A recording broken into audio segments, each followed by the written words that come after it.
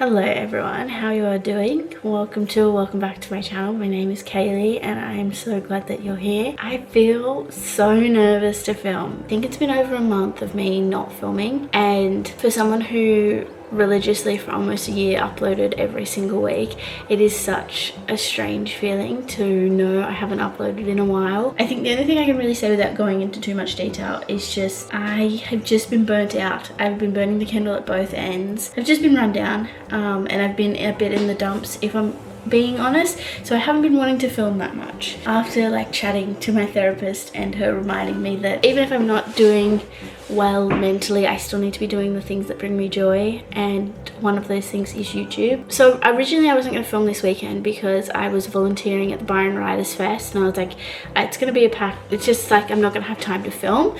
But the Writers Fest actually got cancelled, so I unexpectedly had a free weekend, but I wanted to jump on, speak to you guys first. I also am dying to watch The Summer I Turned Pretty because I'm 3 episodes behind, and I am a Conrad girly through and through. Sorry if you're not. Everyone has been raving about this newest episode, and my best friend is like, you need to watch it because it's Conrad's perspective. Like, okay, I need to watch it. I'm very excited to binge that later.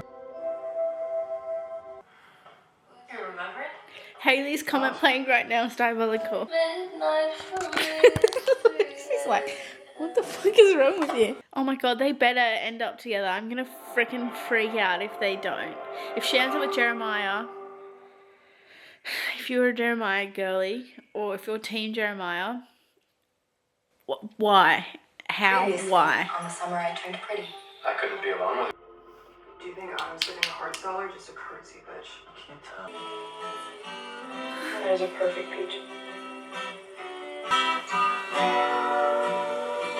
I've been in a bit of an editing hole after finishing The Summer I Turned Pretty, and oh my god, what the hell? This is why I hate watching series as they come out, because then you just left on cliffhangers and you're kind of like, where the hell is this going? But obviously I've watched Conrad's episode, loved it by the way. I'm a huge Conrad girly, and so it made my soul happy.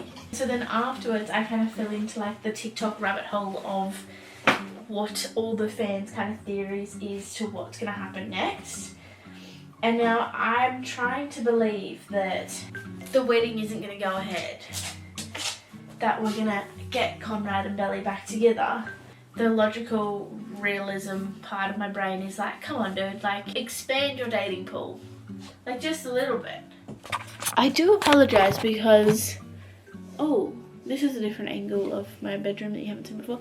I do apologise because I realised that a lot of this vlog has just been me talking, but this is the definition of a cozy weekend. Tomorrow morning I think I'm gonna either go for a run in the morning or just hit my steps here. I'll obviously have to meal prep. I'll probably edit a bit more tomorrow because I feel like today I've been a bit more flexible. Like I really have only edited for like 2 or so hours. I'll show you, obviously I'll keep you guys updated with what I get up to tomorrow, but I'll show you my meal prep and all those other things. Tonight I actually think Kale's just going to bring takeaway home. Okay, I know I'm probably annoying the hell out of you guys now, but I thought we could do a little reading chat, give you a little bit of a reading update. In the opposite of a reading slump at the moment. 2 of them being Emily Henry books, because I absolutely just fell in love with her writing. I originally read Happy Place like the end of last year, and I loved it, but I really I loved it. It was so sweet, but I couldn't really get what everyone's hype was around it, in all honesty. But then I read Funny Story because I had it sitting on my TBR cart for literally like almost over a year, and I absolutely loved it. That's probably my favorite Emily Henry book that I've ever read, and it was just so sweet. I loved every second of it, and the witty banter, I just loved it, and I just could see the world so clearly. And so then after that I read The People We Meet on Vacation slash You and Me on Vacation, whatever name you know it as. I couldn't find it at any shops near me, so I did borrow it through my library, and I read it within like 2 or 3 days. I loved that one as well. Alex Nielsen is just chef's kiss. I just love him. and I cannot wait to watch. I really wanted to read that one because similar to like the Off-Campus series, I just wanted to read it before the movie came out so that it doesn't change the way I see the characters. And then I also read Evenings and Weekends by Ocean McKenna. I loved that book. Even that's a fiction book, and it follows a group of people in 2019 summer in London, and I just got transported by his writing. Felt like I was in London in summer. And like, it was a plot where not a whole bunch happened, but it just explored the world through the lenses of all these different people from all different walks of life. And I really just enjoyed it. It did kind of help me to set in stone that moving to a city doesn't solve all your problems. You're still gonna have problems if you're there or if you're here. It just was a really lovely story. I was a Goodreads girly, but now I am a Fable girly through and through. I absolutely love Fable. So the books that I read last month were The Assassin's Blade. I didn't really love that one, in all honesty. Didn't really love that one. DNF, The Devil in Blue Jeans by Stacey Kennedy. And I also read Archer's Voice by Mia Sheridan, and I loved that book. That it was the sweetest book. I feel awful because one of my best friends has been telling me to read that book for so long. For some reason, I didn't think it was a romance. I think it's because like the cover of the book gave me like murder mystery thriller vibes. I don't know, but I did think that. Absolutely loved it. It was the sweetest book ever. I've just given it to my sister to read for a bit. At the moment, I'm reading Training the Heart by Paisley Hope. This is the second book in the Silver Pines Ranch series. Sorry, I really struggle with the Ranch series. I get really confused, but this is the second book. 3/4 of the way through, and honestly, I'm thinking about DNFing it. Because I have kind of skim read over the past couple of chapters, because I just like, now I'm not a prude, right? I don't mind a smutty book. You know, Icebreaker is one of my favorite books on planet Earth, and that's saying something because that's a pretty smutty book. Literally this much of the book, right? 135 to like 300 has literally been them riding each other.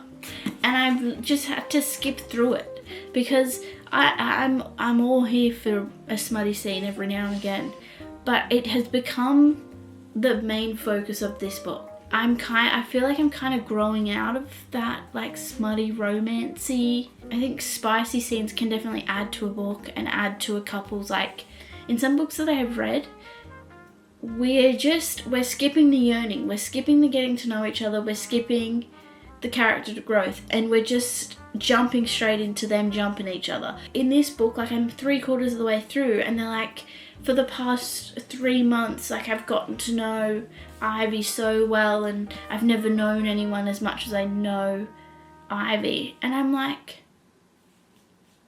can you let me in a bit on what you've known? Because like maybe in the last quarter of the book, it'll sort itself out, like it'll be fine. But I will say that a cowboy romance book that I read that I really loved, and like loved it as much as the Chestnut Spring series, was Alive and Wells by Bailey Hannah. Anyway, the other book that I'm reading at the moment is a non-fiction book. It is Careless People, the story of Where I Used to Work by Sarah Wynne Williams. I have been thoroughly enjoying this book. Sarah Wynne Williams used to work at Facebook. She worked at Facebook as it kind of rose, as it became the global power that it became. I have found this book absolutely fascinating. I love the way Sarah writes. It's very like conversational. You feel like you're kind of having a conversation with her. It is absolutely fascinating what these big tech giants did, do, and are aware of that they're doing. It's definitely a read that I recommend if you use any meta products.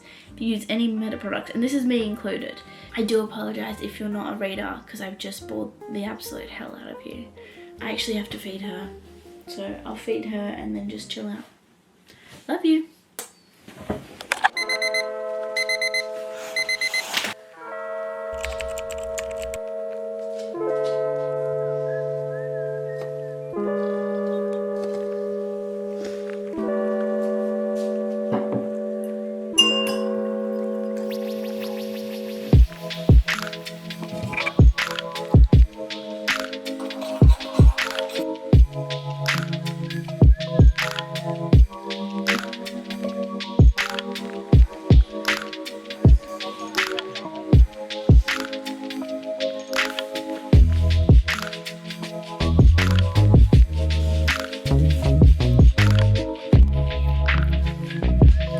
to charge my camera last night, just like I should have charged my phone, because literally I was trying to make bagels this morning, and literally just as I was getting ready to put the bagels in the oven, the power went out.